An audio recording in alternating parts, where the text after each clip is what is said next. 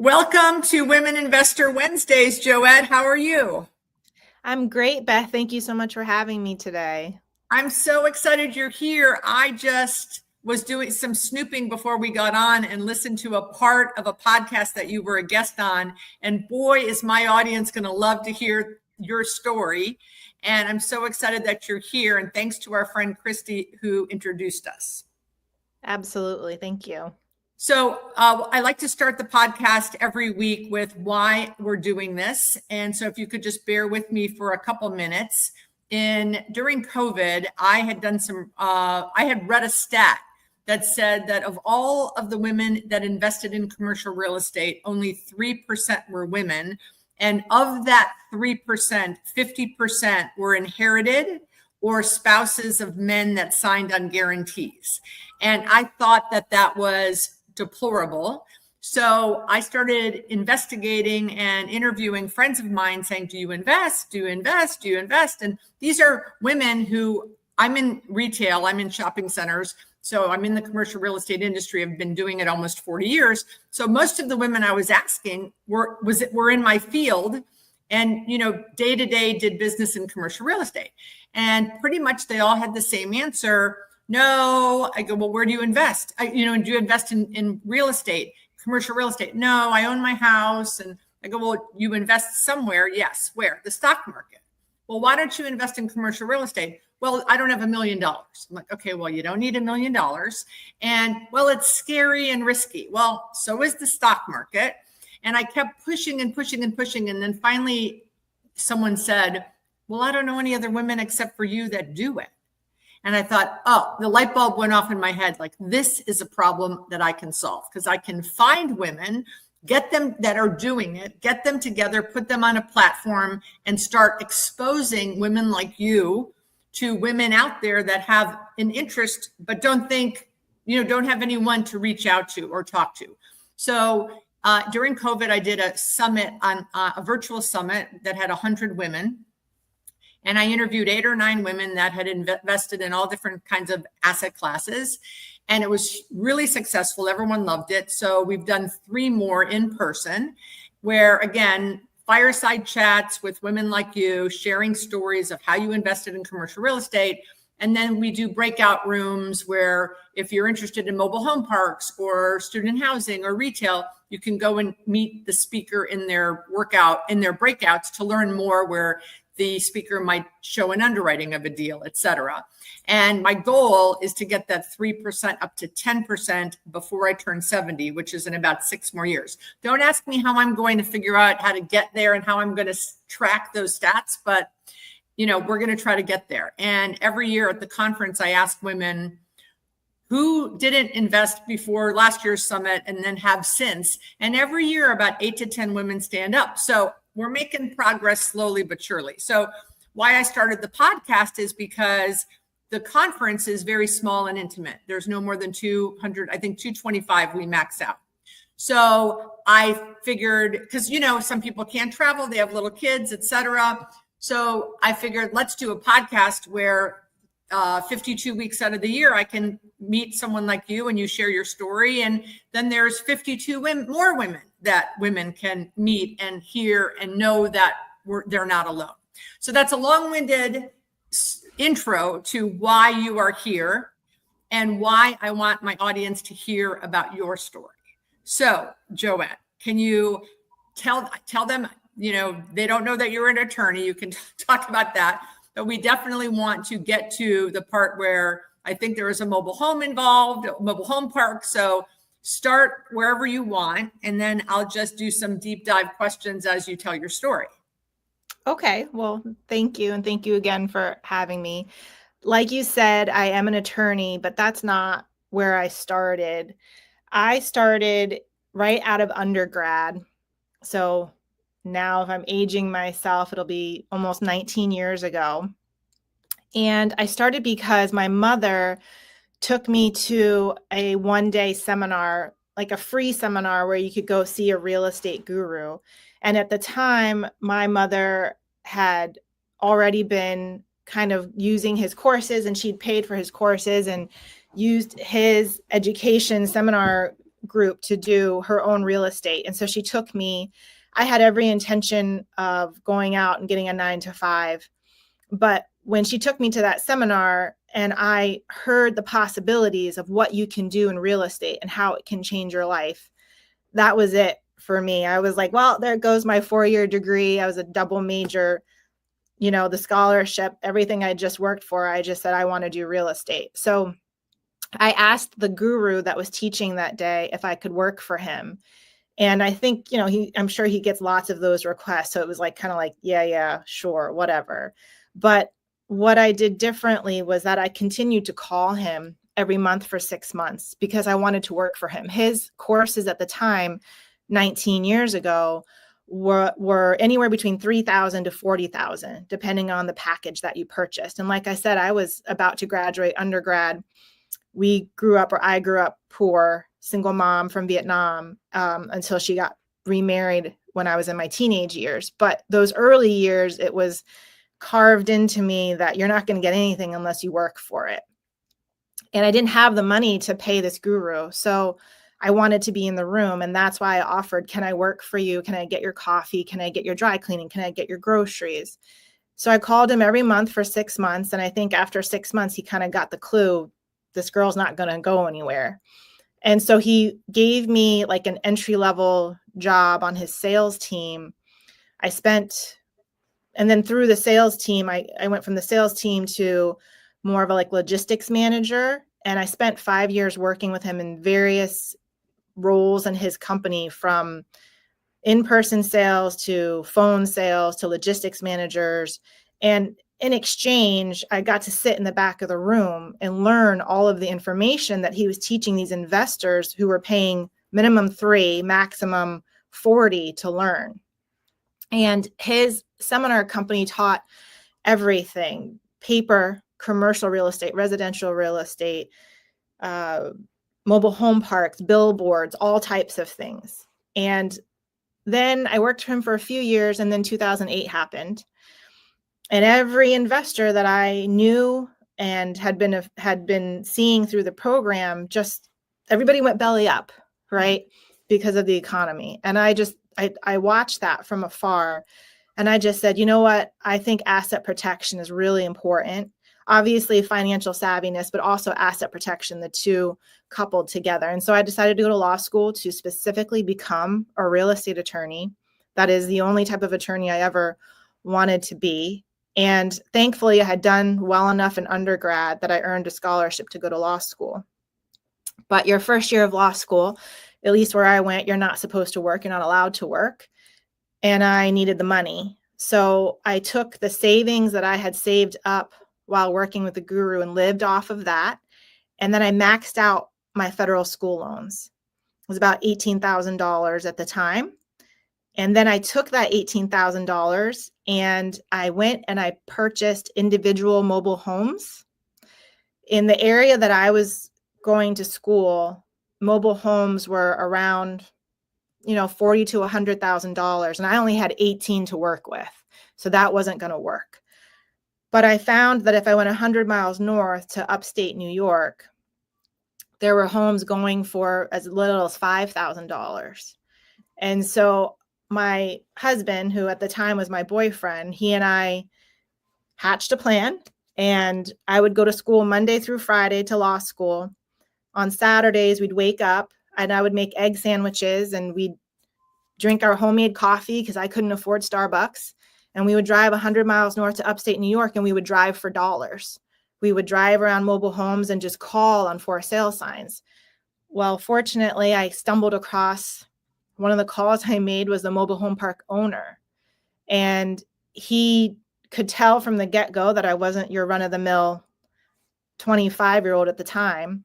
And so he and I struck a deal that every single time one of his tenants abandoned their mobile homes, he just wanted the back lot rent. And so he said, I'll give you the home if you pay the back lot rent. And I said, that's fine, but my goal is to flip these puppies. And so I want 2 months free lot rent. I'll catch you up, and then you're going to give me another 2 months free, because in that 2 months time frame, the goal was to flip the mobile home. So that's what we did.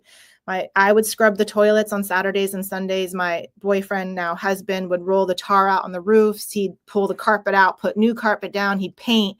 And then we would advertise in your local, dollar, those penny saver, like free coupons. Like we would advertise on there, and we'd advertise in Craigslist, but we would advertise seller financing because I only needed enough to pay back the interest on the student loans. The student loans didn't come due until I graduated.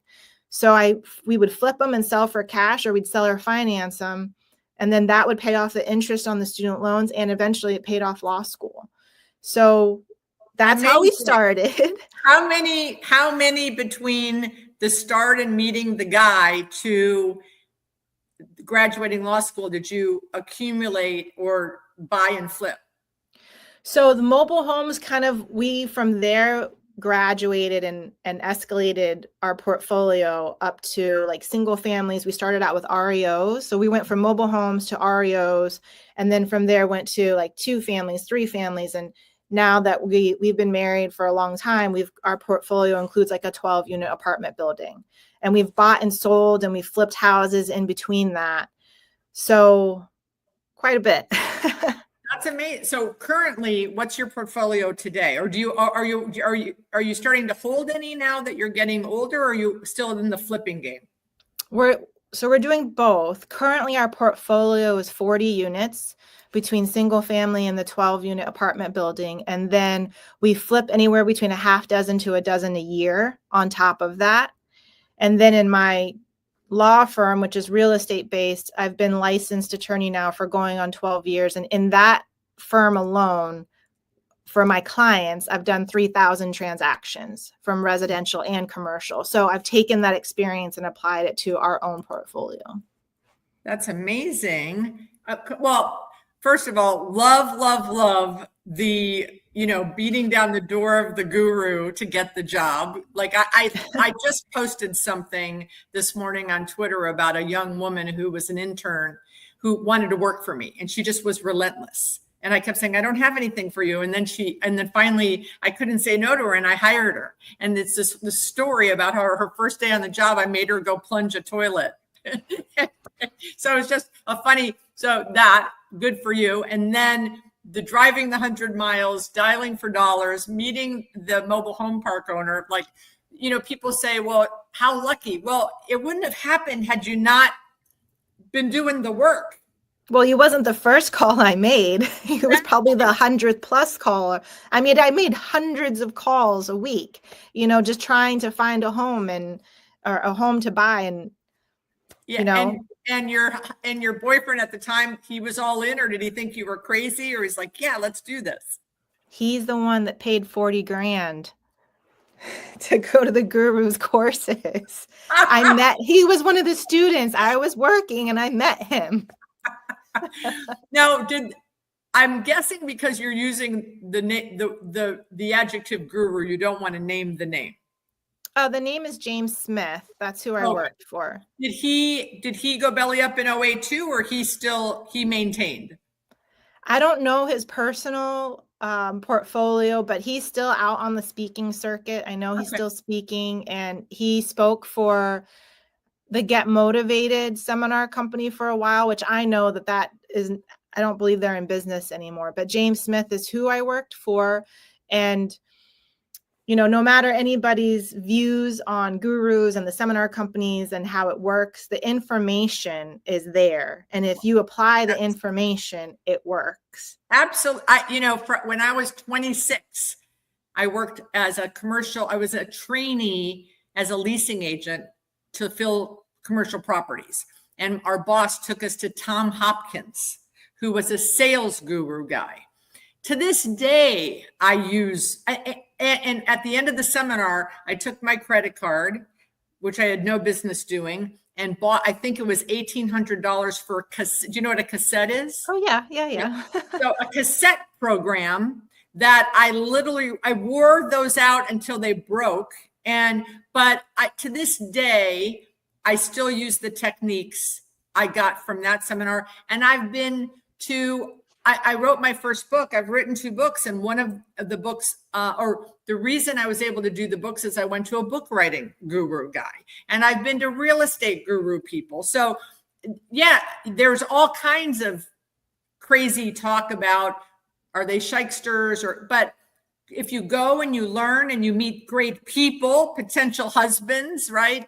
I have partners today in my real estate that I've met at masterminds or sales conferences or things like that. So education is super important. You're not going to learn. It's super hard to learn it on your own. Right. It really is. And it takes so much time. And I think that working for him fast tracked, because then I was in it and I was around it all day long for 5 years. And then I went to law school, and now 12 years in, I have been able to learn through my clients' mistakes and how to fine tune a deal, what to do, what not to do, how to advise it, and how to apply it to my own portfolio so that my husband and I avoid making those same mistakes. So what's your plan? You said currently you have the 12 units up to 40 units. So it's a 12 unit apartment complex, I guess. Yes. Apartments. Mm-hmm. Yes. And single family. What's your plan going forward? You're so young. Do you want to buy more apartments? Do you want to stay in that asset class? Have you ever looked into other asset classes? Oh, absolutely. So the goal is to acquire more, obviously, to create more passive income. My goal is to, leave a legacy for my 3 children. The other asset classes that we're looking at, I would really love to do a hotel conversion. So buying an existing hotel with however many units and then converting that into studio living, like micro apartments, and creating a affordable living option in my community. And when I say affordable housing, I don't mean government backed. I just mean something that a single mother could afford. Like I said, I grew up poor, and my father exited stage right when I was 5. So it was just my mom and I for a long time. And I witnessed, her working 3 jobs. I know what it's like to not have food on the table. And growing up, I was an angel tree kid. Do you know what that is? So I was an angel tree kid. I was a latchkey kid. I'm taking care of myself at age 8. I mean, the ability and the power that real estate gives you to not only create your own legacy, but change those of others is just astounding. And that's what I want and hope to do. Is your mom still alive? She is, yes. How proud of you is she? I would hope very. My mom and dad are since passed, but my mom was a very tough cookie.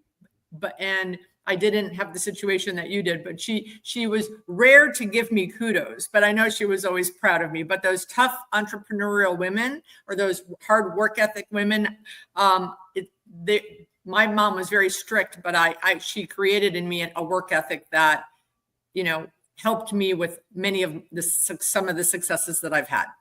Yeah, most definitely. So I like the hotel conversion. So 3 children, how old are they? 10, 7, and 5. So I am in the thick of it, running my law firm, doing the flips, helping manage the portfolio, doing daycare drop off, all of it. I'm out of the diaper stage, but we're not in we're still in the, I can potty by myself, but I still need help stage. So yeah, you're in the thick of it for sure. For sure. I'm a single mom of 2 boys, but they're 24 and 21. So one's off the payroll and one's in college. So we're good. But when my 21-year-old was 7, he said, I don't want to go to school. I said, okay, you can come to work with me. He goes, okay, great. And I gave him gloves and 2 big black garbage bags. And I said, go and pick up all the cigarette butts in the parking lot of the shopping center. And then at lunchtime, he came in and he goes, it's time for a break for lunch in the air conditioner. And we live in South Florida. I said, oh no, I brought you your lunch. It's a tuna fish sandwich in a bag with a pickle and an apple. And you go sit on the curb, because that's where people that don't go to school eat. Oh, well, that's a powerful lesson. Yeah. He never said, I don't want to go to school anymore. after that. It was a great lesson. It was a great lesson. But it's great when you have a real estate, there's always something to be done. And sometimes, depending on the age of the kids, they can help and they can see. And they can clean, and that is what they do. So if I'm going to clean toilets, because that's where, my real estate journey started, they can clean toilets. There is nothing below us. Every job has to be done. Absolutely. Exactly. So what percentage would you say is your law job, your law career versus doing the real estate? So my husband's full-time job is managing our portfolio, like the rentals, and then managing the flips. My law firm is really like a 9 to 5. It is something that I'm very dedicated to. However, that being said, the goal is to transition out of the day-to-day of being an attorney for other people, that the way I've done for the last 12 years, and really to kind of turn up the dial on what our personal portfolio holds and use the experience and information that I've gathered these last 12 years and use that to, like I said, create a legacy for our children. So that's the goal. And do you want to do that just through passive investments of cash flow, or are you thinking of, or do you have a coaching or training, or are you creating coaching and training programs? I am currently in the process of creating coaching and programs so I'm from Connecticut. I'm licensed in Connecticut and Massachusetts. And in my field, I have found very few attorneys who focus on the niche that I focus on in my firm, and even fewer women. And when I say that, what I mean is there's lots of real estate attorneys, but in my firm, I specifically focus on creative financing. But, like I did how I started, I would buy a mobile home, I'd fix it, and then I'd flip it and sell it on seller financing terms. So there's a whole world out there of ways to fund real estate purchases without going to your local bank and getting a loan and paying whatever the interest rate is and putting 20% down. I mean, there's just a whole other world. There's a whole other host of options that very few people know about. And so in my area, I host meetings for investors to learn about these creative finance strategies. And I'm one of very few attorneys in my area who will do these types of strategies, educate, and then close the transaction for you as well. That's great. But are you only licensed up there? Only in those 2 states, Connecticut and Massachusetts. But so can you teach and train people that don't live up there, more generic teaching?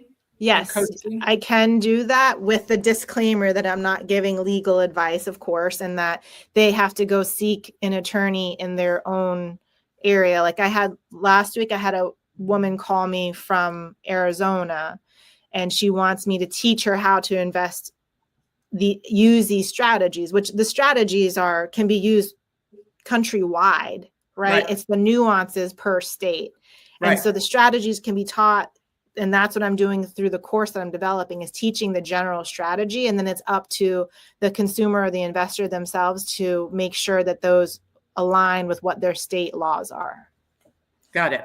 And with you and your husband, have you thought, okay, this is what our portfolio needs to equal to get the cap and to hold it, right? Because flipping you got to hold it to get the cash flow to be able to replace the 9 to 5. Like, have you guys planned ahead and said, this is the number, therefore we need to invest in these many doors or this much of real estate?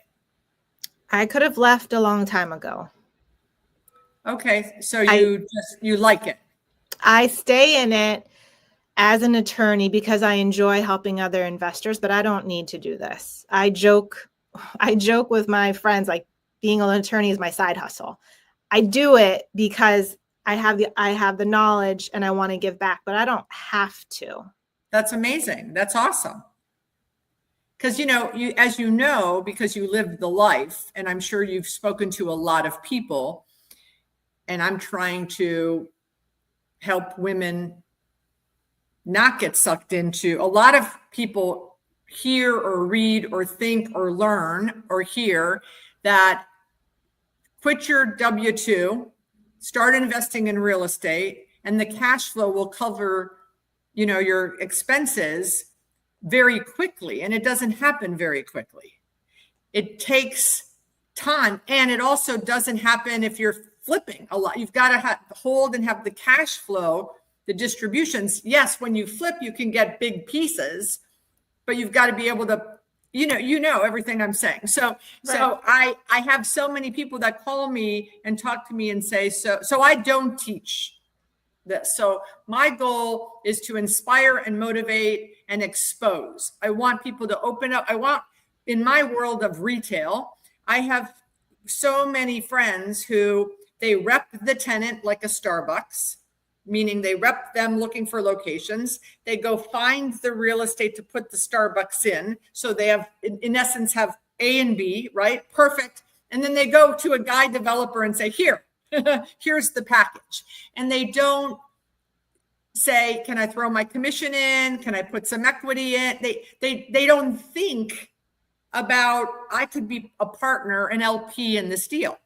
So my whole mission is to just get as many women on platforms as possible, whether it's on Women Investor Wednesdays or at the conference, so that women that aren't doing it yet are thinking, oh, I should be thinking that I could roll my commission in, or I should be thinking that I could do some seller financing, or I should be thinking about different asset classes like mobile homes.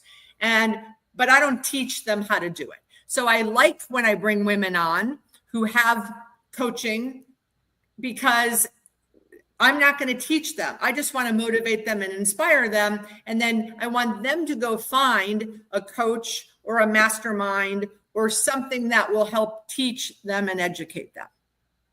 So I'm glad to have you here. How can they find you? What's the best way for them to reach out to you if they want to talk to you about what you have to offer?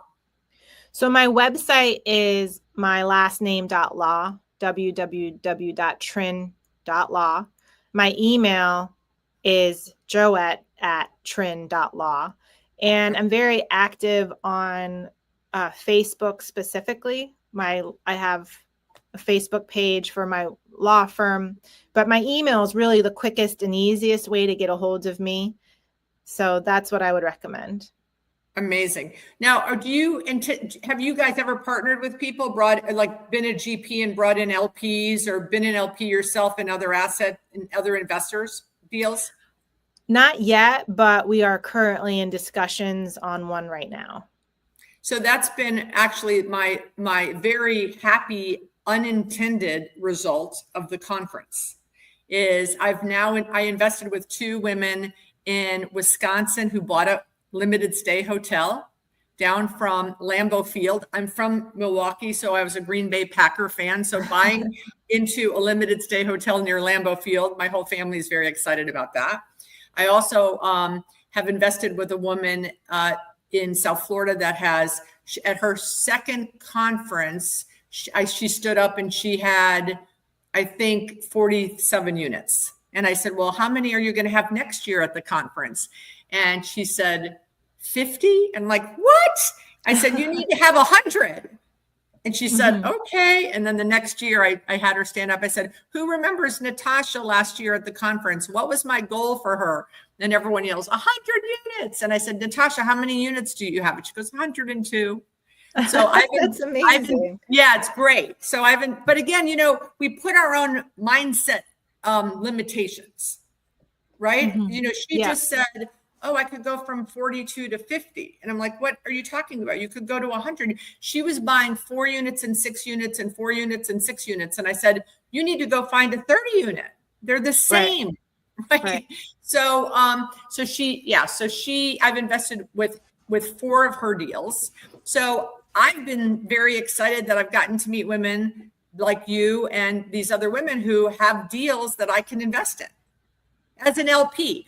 I still do my own shopping center deals as a GP here, and I raise family and friends money, but I always tease and say at the conference, it's great giving a check and getting a check and doing no work. Right. It's really great. And I started as an LP. I did 7 deals. And then I said, oh, I can do this on my own. And then I went and was my own GP and did all these deals. And now I'm like, I've come full circle, and now I'm going back to LPing now that I'm 64. It's like, I don't really want to start a new development that's going to take me 5 years. I don't want to do that. Right. Right. Well, who knows? This conversation that we're having now, working out the LP, GP, and the operating, we're working out the operating memorandum and all of that. So I'll keep you posted. Yeah, please do. Please do. So what would you, if you had one piece of advice to give to a woman that is watching this and is, has 50,000 that she's interested in investing, what would be your advice for her to get started? Well, that's a loaded question. So I Without, think, no legal advice here, everyone. This is a disclaimer. She has to hire an attorney in her market. That's for correct. sure. That's correct. I would say that I have a real affinity for creative financing, just because I feel like it can get you further. If you've got a limited amount of funds, like I did, like I had $18,000 to start with, and you need that to go as far as possible.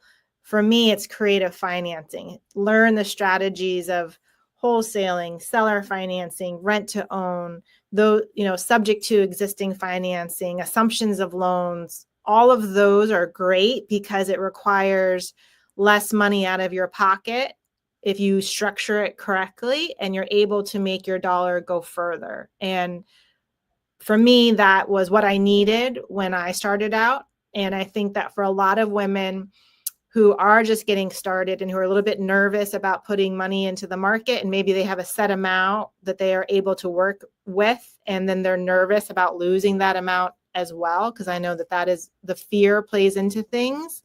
Sure. I think number one, it's educating yourself, but then also number two, educating yourself about the different strategies so that they can make an educated decision about what's right for them. When I was doing the mobile home flipping, like I said, I had very limited funds and I needed my dollar to stretch as far as possible. And so I used a strategy that worked best for me. I could have taken that money and gone and bought a 2-family, and that would have been nice. And I would have made a little bit of rent, but it wasn't going to pay off my law school loans the way that the flipping was doing, because I was buying and selling for double my money, or I was buying and selling on seller financing terms, and over the term of the loan, I'm making 15% interest. So where are you going to make 15% interest in today's market, right? So I would say educating themselves on strategies for sure, just picking the one that's right for their personal situation. Absolutely. Joette, it's been a pleasure. Any last words that you want to share with the audience? Thank you so much for having me. And if I can help in any way and help empower them or give advice, not legal advice, but just motivation, like you said, I would be happy to do that. Thank you so much for having me. And hopefully I can be where you are one day. That's a goal of mine as well, to be on the level that you're at. Well, you're much younger than me. So if you're going to far surpass me when you're my age. I can see it in the crystal ball. Thank you. But thanks for being here, and thanks for sharing. And everyone, reach out to Joette at her email. We will post it in the show notes. So Joette, thank you so much. It was a pleasure. And thanks, Christy, for introducing us. And I guess we met at the Women Invest Her. Yeah, Invest Her. That was a great conference too. It was. Thank you. Thank you.